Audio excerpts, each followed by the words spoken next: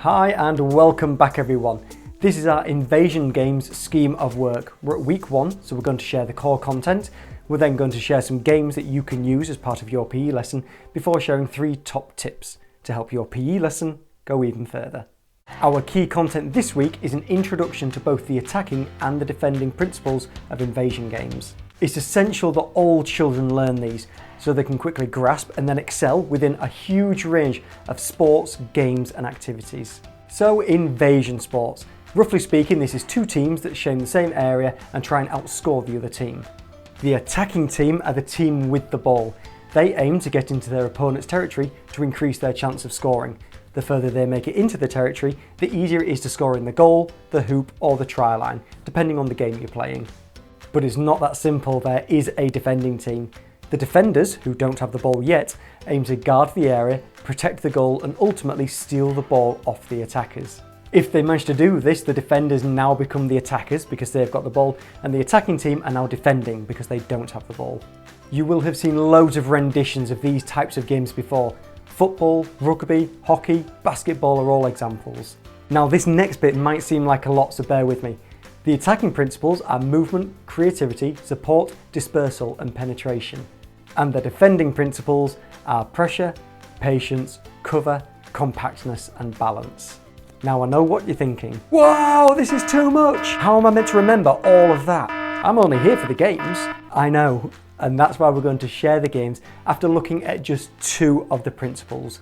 We're going to save the rest of them for another week. The 2 attacking principles we're going to look at this week are movement and creativity. All we mean by movement is changing speed and direction so we can better use the opponent's territory. This will hopefully increase our chance of scoring.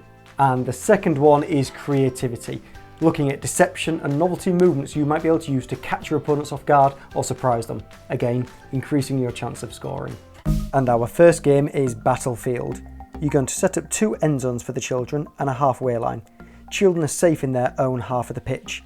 Now the attacker aims to use their movement, changing speed and direction, to get into the opponent's end zone without being tagged. After each round the children change over. The attacker becomes the defender and the defender becomes the attacker. It's worth setting up the area so that it's quite small. This way the children need to focus on changing speed and direction. If the area is too big, it just turns into a competition of who has the most stamina. This isn't what we want. This game is played 1 versus 1. But with everyone in the class playing 1 versus 1, there's even more opportunity for creativity. Let's take the girl in yellow. Watch how she uses these 2 to act as a shield, exploiting a situation to get into the opponent's territory, hopefully to increase her chance of scoring in a real game. Our second game is Cats and Mice. Here there's going to be multiple defenders against multiple attackers. The challenge for the children here is getting to the opposite side, again using other children to block or distract the attackers. If they get tagged, they join the defending team and the attackers wait for the next round. As we'll talk about in our top tips, allow children to use their favourite piece of sporting equipment as they travel to the opposite side. And here are our 3 top tips. Some children love playing basketball or rugby or football, so you might put out an equipment box so children can select some equipment so that then they can play and practice with the sport that they love. This allows them to get better at a particular sport whilst broadening their skill base across a range of different activities. Our second point is that whilst everything is going on, make sure you just focus on the 2 key points, looking at movement and creativity. Use this time to watch the children and pick out some key examples that can be showcased to the rest of the class. And our final tip, don't get stressed. It might seem like there's a lot to take on, which is why we're going to take it slow. We're going to look at 2 principles each week and then throw in a couple of games to add to your ever-growing stockpile of games that you can use for your physical education lessons. Thank you for watching everybody. I hope that you enjoyed this week's video.